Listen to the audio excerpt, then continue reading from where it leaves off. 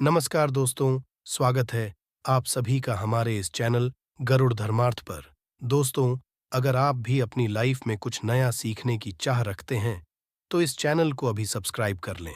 दोस्तों, 4 जून ज्येष्ठ माह कृष्ण पक्ष की त्रयोदशी तिथि मंगलवार की रात 3 कपूर 2 लौंग का ये महाउपाय करने से जीवन के हर कष्ट से मिल जाएगी। आपको मुक्ति हनुमान जी की कृपा से जीवन में चारों दिशाओं से खींचा हुआ चला आएगा धन। दोस्तों, ये जो मंगलवार 4 जून 2024 को पड़ने जा रहा है, ये कोई सामान्य सा मंगलवार नहीं होगा, बल्कि ये बड़ा मंगलवार होगा। और हमारे हिंदू धर्म में बड़े मंगलवार को बहुत ही ज्यादा खास माना जाता है। इस महीने में आने वाला सभी मंगलवार बड़ा मंगलवार होता है। इस दिन हनुमान जी की पूजा पाठ विधि विधान से की जाए, तो हमारे जीवन के न केवल हर कष्ट से हमको मुक्ति मिल जाती है, बल्कि हमारी कैसी भी मनोकामना होती है, वो जरूर ही पूरी हो जाती है। शास्त्र के अनुसार मंगलवार के दिन किए जाने वाले यदि लौंग और कपूर के उस उपाय को आपने कर लिया, जो आपको हम बताने वाले हैं, तो केवल एक दिन के इस उपाय के पश्चात आपकी कैसी भी हो, वो पूरी हो जाएगी। हिंदू पंचांग के अनुसार वार के हिसाब से मंगलवार का दिन हनुमान जी को समर्पित होता है। इस दिन पवन पुत्र हनुमान जी की विधि विधान से पूजा करने से हमारी सारी इच्छाएं हो जाती हैं। धार्मिक मान्यताओं के अनुसार मंगलवार के दिन बजरंगबली अपने प्रभु श्री राम जी से जंगल में मिले थे। इसी कारण से हर मंगलवार के दिन हनुमान जी की पूजा करने से 2 गुना फल हासिल होता है। इस माह में पड़ने वाले मंगलवार को बड़ा मंगलवार या बड़वा मंगलवार के नाम से जाना जाता है। ज्येष्ठ मास में पूरे 4 मंगलवार पड़ रहे हैं। जानिए मंगलवार में कैसे लोग केवल लौंग और कपूर का उपाय करके जीवन के हर कष्ट से मुक्ति पा सकते हैं और अपने जीवन की हर मनोकामना को पूरा कर सकते हैं। जून में 4 मंगलवार पड़ेंगे और चारों मंगलवार का अपने अपने विशेष महत्व होगा। कहा जाता है कि इस दौरान यदि आप कोई भी उपाय करेंगे, साक्षात रंग की कृपा हासिल होगी, क्योंकि साल का प्रदोष मंगलवार एक ऐसा मंगलवार होता है जिस दौरान हनुमान जी महाराज अपने दोनों हाथों से भक्तों पर कृपा बरसाते हैं, क्योंकि इस दिन हनुमान जी महाराज बहुत ही ज्यादा प्रसन्न मुद्रा में होते हैं। और यदि आपने हमारे वीडियो में बताए हुए 3 कपूर और 2 लौंग के उस उपाय को कर लिया, जो आज का नहीं बल्कि प्राचीन काल के समय का महाउपाय है, तो यकीन मानिए केवल एक दिन के इस उपाय को करने के पश्चात आपके जीवन की कैसी भी परेशानी हो, कैसी भी दिक्कत हो और कैसी भी समस्या हो, उससे आपको आराम से मुक्ति मिल जाएगी। आपके जीवन में आप खुद देखेंगे कि इस उपाय को करने के पश्चात कैसे आपको सुख समृद्धि की हासिल होगी और आप अपने जीवन काल में हनुमान की वो कृपा हासिल करेंगे, जिसके पश्चात न केवल आपका मंगल ग्रह अच्छा हो जाएगा, बल्कि आप जिस कार्य को भी शुरू करेंगे, उस आपको हासिल होगी। इसीलिए दोस्त, इस वीडियो को न केवल अपने लिए, बल्कि अपने पूरे परिवार के भले के लिए लास्ट तक अंत तक देखिएगा, क्योंकि बताया जा रहा है कि साल के पहले मंगलवार के दिन कोई भी उपाय किया जाए, इसका लाभ हमको पूरे साल मिलता है और हनुमान जी की कृपा पूरे साल हमारे ऊपर बनी रहती है।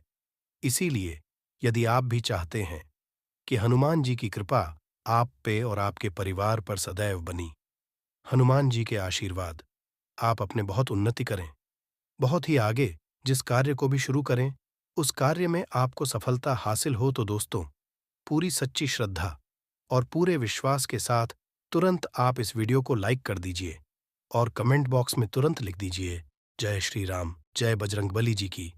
और एक काम कीजिएगा, कमेंट बॉक्स में अपनी राशि भी डाल दीजिएगा।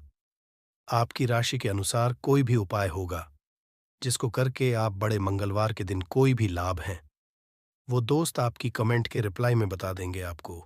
इसलिए पहले तो आप वीडियो लाइक कर दीजिए और कमेंट बॉक्स में अपनी राशि डालना मत भूलिएगा। देखिए दोस्तों, एक बात का ध्यान रखिएगा, कहाँ जाता यदि आप सभी मंगलवार को पूजा पाठ उपाय करते हैं, तो इससे आपके जीवन में कभी भी आपको कष्टों का सामना नहीं करना पड़ता है, क्योंकि जो हनुमान जी होते हैं वो अपने सभी भक्तों के कष्टों को हर लेते हैं। इसीलिए संकट मोचन भी कहा जाता है।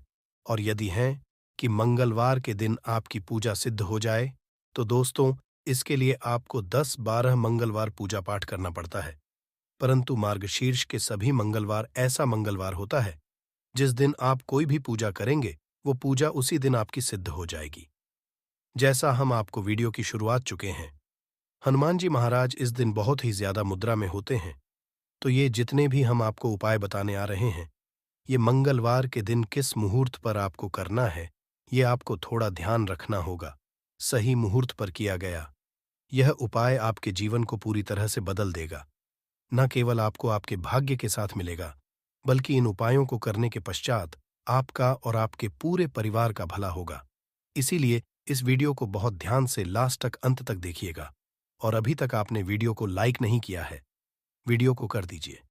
देखिए, सबसे पहला उपाय है मनोकामना पूर्ति का माहौल।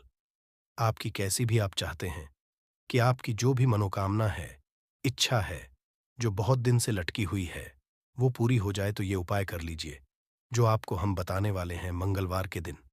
आप सबसे पहले ये ध्यान रखना है कि ये जो 2 अप्रैल 2024 को मंगलवार पड़ने जा रहा है, इस दिन आपको सुबह उठ करके नहाना है, धोना है। नहाने धोने के पश्चात आपको लाल वस्त्र का धारण करना है, क्योंकि लाल रंग हनुमान जी महाराज को बहुत ही प्रिय होता है। अब आपको पीतल पात्र लेना है, पीतल की कटोरी ले लीजिए। पीतल का पात्र जैसा आप स्क्रीन पर देख पा रहे हैं, ये ले लीजिए। 3 कपूर और 2 लौंग रखना है। बहुत ध्यान से सुन दोस्तों, 3 कपूर और 2 लौंग रखना है। अब आपको घर से किसी भी मंदिर जाना है। हनुमान मंदिर जाने के पश्चात इसको आपको जलाना है और इसी से हनुमान जी की आरती करना है। यहां करने जो राख बन गई है, कपूर और लौंग की, इसी राख को किसी भी डिब्बे में भर लीजिए। आप लोगों को इसके तिलक का धारण करना है। यदि आप यहां करते हैं तो मान्यता है, उपाय करने भर से आपकी कैसी भी मनोकामना होती है, वो हनुमान जी महाराज के आशीर्वाद से जरूर ही पूरी हो जाती है। दूसरा उपाय है दोस्तों, नौकरी हासिल ही का महा उपाय। यदि आपकी नौकरी नहीं लग रही है, आप इस चीज को लेकर के बड़ा ही परेशान हैं, तो आपको क्या करना, मंगलवार किसी भी समय, सुबह से शाम किसी भी समय आप लोग जाइए हनुमान जी के और मीठे पान का हनुमान जी महाराज को चढ़ाइए। ऐसा करने भर से हनुमान जी महाराज की वो कृपा आपको हासिल होगी कि जो आपकी मनचाही नौकरी होगी वो लग जाएगी। तीसरा उपाय है बंद पड़े व्यापार को चढ़ाने का महा उपाय। यदि आप चाहते हैं कि आपका बंद पड़ा व्यापार चल पड़े, तो आपको क्या करना चाहिए।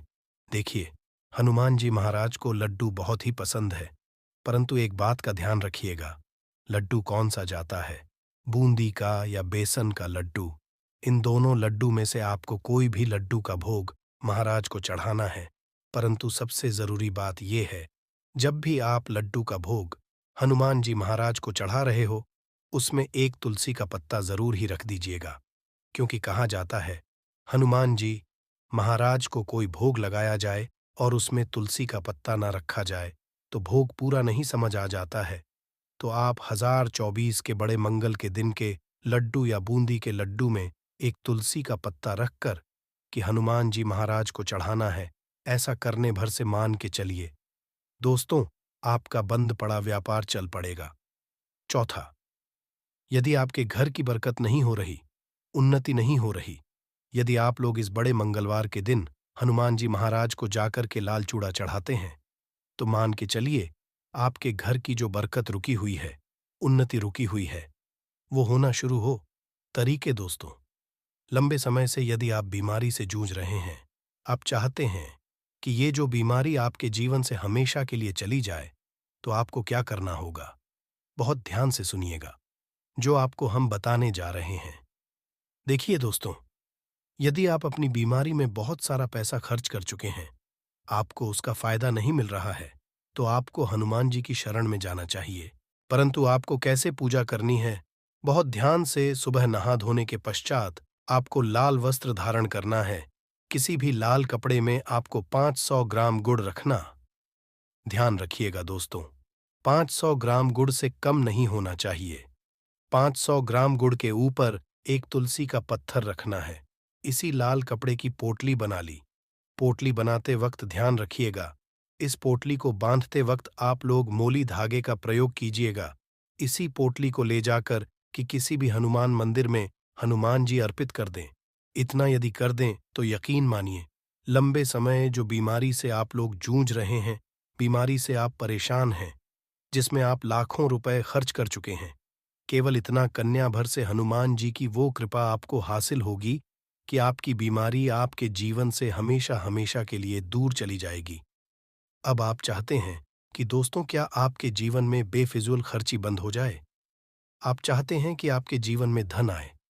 उसमें वृद्धि तो क्या करना चाहिए? एक बहुत आसान सा बताया गया है। जैसा आप स्क्रीन पर देख पा रहे हैं, लाल गुलाब के फूल की माला हनुमान जी को चढ़ाई गई है। इसी तरह से आपको लाल गुलाब के फूल की माला हनुमान जी को चढ़ाना, ऐसा यदि आप करते हैं तो आपके जीवन में बेफिजूल खर्ची पूरी तरह से बंद हो जाएगी।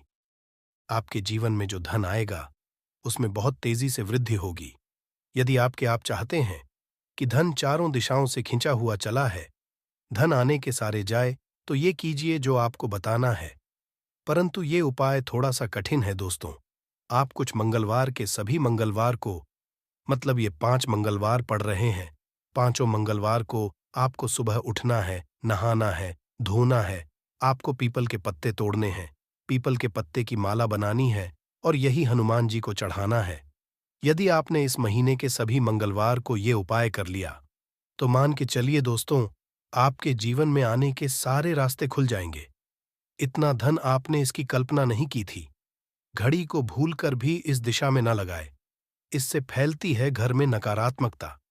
इसी के साथ हम जानेंगे दोस्तों, क्या आपको कैलेंडर कहां पर नहीं लगाना है, क्या गलती आपको नहीं करनी है, और साथ ही मैं आपको बताऊंगी कि यदि आपके घर में वास्तु दोष है तो कैसे आप जान सकते हैं और क्या उपाय कर सकते हैं जिससे कि वास्तु दोष दूर हो और आपके जीवन से परेशानियां खत्म हो।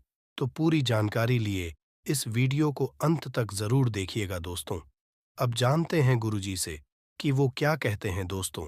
हम सभी के घर में घड़ी का उपाय किया जाता है। घड़ी जो बीते समय और आने वाले समय के बारे में हमें सूचित करती है। यदि हमारे जीवन पर सबसे ज्यादा किसी का असर पड़ता है तो वह है समय। हर किसी समय एक जैसा नहीं होता है। अच्छे और बुरे समय सभी के जीवन में आते रहते हैं। इस समय चक्र का चलना कायम ही रहता है। समय किसी के लिए नहीं रुकता। किंतु यदि हम आपसे कि आप अपने समय को अच्छा बनाने के लिए कुछ उपाय कर सकते हैं, जी हाँ, हम बात कर रहे हैं घर में लगी घड़ी की जिसे हम रोज निहारते हैं, पर कभी ये नहीं सोचा होगा कि ये घड़ी हमारा समय बदलने में और अच्छा समय लाने में मदद कर सकती है। दोस्तों, हम बाहर जीवन में छोटी छोटी चीजों को नजरअंदाज कर देते हैं, किंतु वहीं कुछ चीजें हमारे भाग्य पर अच्छा बुरा असर डालती हैं। घड़ी की ही तरह घर में और भी कुछ चीजें हैं जो आपके दोष का कारण बनती है और आपकी परेशानी की वजह बनती है। तो आइए पहले जान लें, क्या आपको अपने घर में वास्तु दोष के बारे में कैसे पता लगता है और किस तरह से आप बड़ी ही आसानी से इसे कर सकते हैं। दोस्तों, वास्तु शास्त्र के अनुसार किसी भी घर में वास्तु दोष होने से सुख, शांति और पारिवारिक उन्नति में बाधा पैदा होती है। वास्तु दोष के कारण पनपने वाली नकारात्मक ऊर्जा से व्यक्ति के भाग्य पर बुरा असर पड़ता है। साथ ही घर के लोगों को कई तरह की परेशानियों का सामना करना पड़ता है। दोस्तों, शास्त्रों के अनुसार यदि हम ये छोटे मोटे उपाय कर लें तो अपने घर नेगेटिव एनर्जी से छुटकारा पा सकते हैं। तो आइए जानते हैं, किंतु उससे पहले दोस्त, आपसे रिक्वेस्ट है कि वीडियो को लाइक करें, अपने दोस्तों के साथ शेयर करें और यदि आपने अभी तक चैनल को सब्सक्राइब नहीं किया तो सब्सक्राइब करके बेल आइकॉन जरूर प्रेस कर लें। दोस्तों, नंबर जीवन में तरक्की पाने के लिए रोज पहली रोटी गाय को दें, पीपल को जल चढ़ाएं और चींटियों को मिला आटा दें। तांबे के लोटे में जल लाल चंदन मिलाकर रात को अपने सर के पास रखकर सो जाएं। सुबह उस जल को तुलसी को चढ़ा दें। ऐसा करने से आपकी परेशानियां धीरे धीरे दूर हो जाएंगी। नंबर 2, वास्तु के मुताबिक यदि आपके घर में तिजोरी है और आप उसके सामने शीशा लगा दें तो इससे धन में बरकत होती है। व्यापारी लोग कैश बॉक्स के सामने शीशा लगाए, इससे आपके ग्राहक बढ़ेंगे। दोस्तों, 3 झाड़ू पोछा कभी भी खुले में नहीं रखना चाहिए। इन्हें हमेशा छिपा कर रखना चाहिए और झाड़ू कभी भी रसोई में नहीं रखनी चाहिए। नंबर 4, शौचालय का दरवाजा हमेशा बंद होना चाहिए। माना जाता है कि घर की नकारात्मक ऊर्जा शौचालय में ही बात करती है। ऐसे में यदि शौचालय का दरवाजा खुला रहता है तो नकारात्मक ऊर्जा आपके घर में प्रवेश करती है। नंबर घर में सुख शांति के लिए कपूर को घी में डुबाकर सुबह शाम जलाना चाहिए। इससे घर में वास्तु दोष भी कम होता है और रह रहे सदस्यों के जीवन की परेशानियां दूर होती हैं। दोस्तों, नंबर 6, दुर्घटना से बचने के लिए शाम को हनुमान चालीसा के पश्चात कपूर जरूर जलाना चाहिए। नंबर 7, घर में जिस जगह वास्तु दोष हो वहां कपूर की 2 टीकियां रखें। खत्म हो जाने के पश्चात वहां दोबारा इसे रखें। नंबर 8, अस्त के पश्चात कभी भी किसी दूध, दही या प्याज नहीं देना चाहिए। ये भाग्य में बाधक भी बन सकता है। नंबर 9, घर के मुख्य द्वार पर कूड़ादान कभी भी न रखें। नंबर 10, घर में टूटा हुआ शीशा कभी भी नहीं होना चाहिए। नंबर 11, अच्छे भाग्य के लिए सुबह नहाते समय पानी में थोड़ा सा कपूर का तेल मिलाएं। शनिवार को चमेली का तेल भी मिला सकते हैं। नंबर 12, लक्ष्मी की कृपा पाने के लिए रोज रात को रसोई अच्छी तरह से साफ करके चांदी की कटोरी कपूर और लौंग जलाएं। ये प्रक्रिया रोज की जाए तो घर में बरकत बनी रहती है और मां लक्ष्मी जल्द ही ऐसे घर से आकर्षित होती है। ऐसे घरों से नकारात्मकता हमेशा दूर रहती है। दोस्तों, नंबर 13, घर के सोने वाले कमरे में पौधे नहीं लगानी चाहिए। इससे आपके ऊपर नकारात्मक असर हावी हो सकता है। नंबर 14, घर में पौधे लगाते समय पानी में सेंधा नमक डालें। सादे नमक का भी आप उपयोग कर सकते हैं, किंतु दोस्तों ज्यादा फलदायी होता है। आपको शुभ फल जल्द ही हासिल होंगे। दोस्तों, घड़ी की सही दिशा आपके जीवन को भी सही रास्ता दिखाने में मदद कर सकती है। इसके अलावा कैलेंडर को किस जगह लगाना चाहिए और किस जगह पर नहीं, ये भी हम जानेंगे। सबसे पहली बात जिसकी हम बात करेंगे वो है दोस्तों, घड़ी का आकार यानी घड़ी की शेक। शास्त्र के अनुसार गोलाकार की घड़ी या अंडाकार घड़ी सबसे उत्तम मानी जाती है, पर आजकल देखा जा रहा है कि बाजार में कई तरह की घड़ियां मौजूद हैं जिसमें घर के सदस्य या भगवान की तस्वीरें और फोटो भी लगी होती हैं। किंतु दोस्तों, आपको बता दें कि घड़ी के साथ तस्वीरें लगाना बिल्कुल भी सही नहीं है। इससे आपके घर के सदस्यों के जीवन पर समय का असर देखने को मिल सकता है। और की तस्वीर घड़ी में बिल्कुल भी नहीं लगानी चाहिए, क्योंकि की तस्वीर को रोज धूप, दीप, अगरबत्ती और पूजन की आवश्यकता होती है। और घड़ी तो कई महीनों तक धूल में पड़ी रहती है। इससे भगवान का अपमान होता है और ये शुभ नहीं माना जाता। हो सके तो घड़ी का आकार गोल और अंडाकार ही पसंद है। घड़ी का गोल या अंडाकार बोना हमारी पृथ्वी के आकार को दर्शाता है, जो को और घड़ी में नुकीले कौन होते हैं और वास्तु के अनुसार नुकीली चीजें नकारात्मक ऊर्जा का संचार करती हैं। दोस्तों, अगली बार जिसका आपको ख्याल रखना है वो ये है कि घड़ी को स्वच्छ रखें, साफ सफाई का ध्यान रखें, धूल ना जमा होने दें और कहीं से भी घड़ी टूटी फूटी नहीं होनी चाहिए। दोस्तों, जैसा कि हम सभी चाहते हैं कि हमारे जीवन में सब अच्छा और बेहतर होता रहे, तो उसके लिए हम खुद को संवारे रखते हैं, नए कपड़े और नए आभूषण पहनते हैं। उसी तरह अपने घर की घड़ी को स्वच्छ और नए जैसा ही रखना चाहिए। ये कहीं से टूटी फूटी नहीं होनी चाहिए। समय समय पर घड़ी पर चढ़ी धूल और जालों को साफ करते रहें, जिससे आपका भाग्य भी धुंधला नहीं पड़ेगा। दोस्तों, कई घरों में आदत होती है कि पुरानी गाड़ी को बनवा कर ही चलाते रहते हैं। एक जगह नई घड़ी आई तो पुरानी किसी और जगह लगा देते हैं। कृपया ध्यान रखें, घर में पुरानी या फिर टूटी हुई या धूल छड़ी हुई और बंद गाड़ी तो बिल्कुल भी ना रखें। क्यों? इससे घर में नकारात्मकता और दरिद्रता का वास होने लगता है। बंद पड़ी घड़ी को में रखने से व्यक्ति के जीवन में नए अवसर नहीं आते और वो अपने कार्य में सफलता हासिल नहीं कर पाता। अगली बार जिसका आपको ध्यान रखना है वो है घड़ी की सही दिशा। घड़ी को कभी भी दक्षिण दिशा में नहीं लगाना चाहिए। दक्षिण दिशा यमलोक की दिशा मानी जाती है। काल का अंतिम चक्र यहीं से शुरू होता है। इसीलिए वास्तुशास्त्र में इस दिशा को घड़ी के लिए अशुभ माना गया है। घर में घड़ी को उत्तर दिशा, पूर्व दिशा या पश्चिम दिशा में आप लगा सकते हैं, लेकिन ध्यान कि घड़ी को कभी भी मुख्य द्वार, कमरे के दरवाजे या आने जाने के लिए उपयोग किए जाने वाले दरवाजे के ऊपर कभी भी नहीं लगाना चाहिए। इससे समय का असर आपके आने जाने की गति और दिनचर्या पर पड़ सकता है। दोस्तों, घड़ी के साथ कैलेंडर का भी ध्यान रखें। जहां घड़ी समय का चिन्ह है, तो वही कैलेंडर उससे जुड़ी तारीखों का लेखा-जोखा बताता है।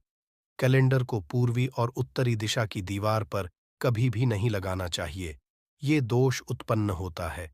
और कृपया करके अपने घरों में नए कैलेंडर के साथ पुराना कैलेंडर कभी भी ना लगाए दोस्तों। घड़ी और कैलेंडर दोनों ही आने वाले समय के सूचक है, जो आगे बढ़ने की प्रेरणा देते हैं। उन्हें समय के अनुसार ही लगाना चाहिए। इस बात का हमेशा ध्यान रखें कि घड़ी का समय हमेशा सही होना चाहिए। बहुत से लोगों की आदत होती है, घड़ी का समय आगे या पीछे रखते हैं। तो ये गलती आप ना करें। समय हमें सही रखें। इससे आपको कभी भी समय का कालचक्र और दुष्ट परिणाम हासिल नहीं होता। ये छोटा सा आप जरूर करके देखिए दोस्तों। छोटी छोटी बातें हैं जिनका आपको ध्यान रखना है। दोस्तों, रखी हुई घड़ी और पुराना कैलेंडर आपके भाग्य को भी रुकावटों से भर देता है। इसीलिए वक्त के साथ आगे बढ़ते रहने के लिए घड़ी और कैलेंडर को बदलते रहिए। और कैलेंडर को कभी भी अपने सोने के कमरे में ना लगाए, ना ही इसे कभी मुख्य द्वार पर टांगे। ये शुभ नहीं माना जाता। पुरानी घड़ी को में देना शुभ माना जाता है। इससे आपके जीवन से बुरा समय निकल जाता है। इसीलिए यदि आपके घर में कोई पुरानी घड़ी है जो टूटी फूटी ना हो और खराब ना हो, तो वो आप किसी जरूरतमंद को दान में जरूर। दोस्तों, हमारे हिंदू संस्कृति में प्रत्येक घर में प्रतिदिन पूजा पाठ करने की परंपरा है। और इसके लिए सभी अपने घरों में अपने आराध्य का छोटा सा ही क्यों ना हो, परंतु एक मंदिर अवश्य ही बनाते हैं। नियमित पाठ करने से न सिर्फ मानसिक शांति मिलती है, बल्कि पूरे घर में सकारात्मक ऊर्जा भी व्याप्त हो जाती है। परंतु यह बात भी सच है कि पूजा पाठ करने के कुछ नियम भी होते हैं, जिन्हें यदि हम कर देते हैं तो हमें हमारी पूजा का पूरी तरह से फल हासिल नहीं होता। पूजा करने के नियम प्राचीन काल से ही चले आ रहे हैं, जो कि एक ठोस धरातल पर आध्यात्मिक और वैज्ञानिक दोनों ही दृष्टिकोण से ध्यान में रखकर बनाए गए हैं। इसलिए हमें नियमों को बिल्कुल भी अनदेखा नहीं करना चाहिए। ऐसा ही एक महत्वपूर्ण नियम है नाद, यानी कि पूजा करते समय हम जब घंटी बजाते हैं, उसे बजाने के लिए शास्त्रों कुछ नियम निर्धारित किए गए हैं। शास्त्रों में देवताओं के सामने घंटी बजाने का बहुत अधिक महत्व बताया गया है, जिसे हम इस कृष्ण श्लोक के द्वारा समझ सकते हैं। आगम अर्थमतु देवानाम गमन अर्थमतु राक्षस साम घन्यथा रावम। देवता आह्वान चरण। इसका अर्थ है कि घंटी बजाने से देवताओं का आगमन और राक्षसों का गुमान होता है, और जो घंटियां राक्षसों से हमारी रक्षा करती है, उसे हमारा नमन है। तो चलिए दोस्तों, जान लेते हैं कि पूजा करते समय जब हम घंटी बजाते हैं तो उसके पीछे क्या कारण है, घंटी को बजाने की क्या नियम है, और पूजा के वक्त घंटी बजाते समय होने वाली गलतियां कौन सी है जो हमें भूल कर भी नहीं करनी चाहिए। दोस्तों, क्या आपने अपने घर के मंदिर में रखी हुई घंटी को ध्यान से देखा है? यदि आप ध्यान से देखेंगे तो आपको घंटी के ऊपरी हिस्से पर, यानी जहां से हम इसे पकड़ते हैं, उस पर गरुड़ बना हुआ देता है। अंततः घर पर जो हम घंटी इस्तेमाल करते हैं, उसे गरुड़ घंटी कहा जाता है। पूजा करते समय गरुड़ घंटी का उपयोग भगवान को आमंत्रित करने, अर्थात भगवान का आवाहन करने के लिए किया जाता है, जिससे एक सुंदर ध्वनि से भगवान का आवाहन करने का आभास होता है। जब हमसे पूजा करते हैं तो उसमें घंटी का उपयोग अवश्य रूप से करते हैं। पूजा संपन्न होने पर आरती करते विशेष रूप से नाद होना चाहिए, नहीं तो हमारी पूजा आधी अधूरी मानी जाती है। परंतु हम में से अधिकांश लोग इसे मात्र एक सामान्य प्रक्रिया मानते हैं और पूजा करते समय घंटी बजाना भूल जाते हैं। तो आइए जानते हैं उन नियमों के बारे में। मतलब, आज की वीडियो पूरी तरह से आपके प्रश्नों पर आधारित है, जिनका उत्तर मैं आपको शास्त्रों के अनुसार देने का पूरा प्रयास करूंगा। तो वीडियो को पूरा देखिए, और यदि आपको आज की वीडियो अच्छी लगे तो इसे लाइक जरूर कीजिए। जय मां लक्ष्मी आपके इस वीडियो को जो भी लाइक और चैनल को सब्सक्राइब करें, उसके जीवन में कभी भी धन की कमी ना होने देना। दोस्तों, हमारे प्राचीन शास्त्र की मान्यता है कि सृष्टि के निर्माण के समय सबसे पहले जो बड़ी सी ध्वनि निकली थी, वह घंटी की आवाज के समान सुनाई दी थी। घंटी की ध्वनि में ओंकार नाथ का भी आभास होता है, इसलिए घंटी को ईश्वर की आवाज मानते हुए पूजा में स्थान मिला है। इसलिए घंटी का भी अपमान ना करें। और जिस तरह से देवी देवता की पूजा की जाती है, वैसे ही घंटी की भी पूजा करनी चाहिए। दूसरी बात, घंटी को प्रणाम करके ही उसे बजाना चाहिए। बिना प्रणाम किए घंटी बजाना अच्छा नहीं समझा जाता दोस्तों। आपने अक्सर यह महसूस किया होगा कि पूजा करते समय जैसे ही घंटी बजाई जाती है, तो पूरे घर के साथ साथ संपूर्ण वातावरण शुद्ध और पवित्र सा हो जाता है और चारों ओर सकारात्मकता जाती है। परंतु यदि हम नियमों को नजरअंदाज कर देते हैं, तो हमें इसका संपूर्ण फल नहीं मिल पाता है।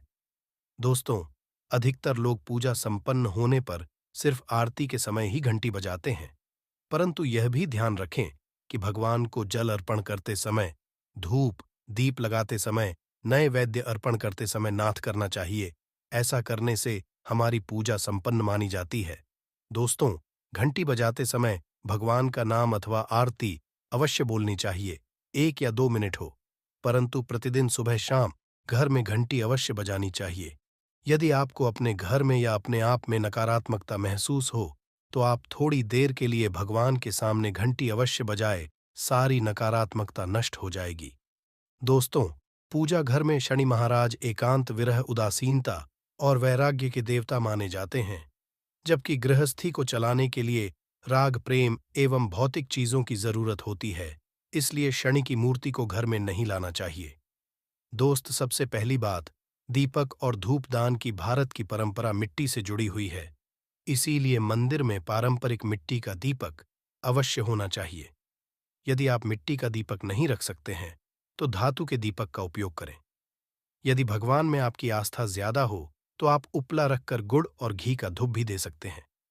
ऐसा करने से घर में सुख शांति बनी रहती है। दूसरी चीज, घर के मंदिर में स्वास्तिक अवश्य होना चाहिए।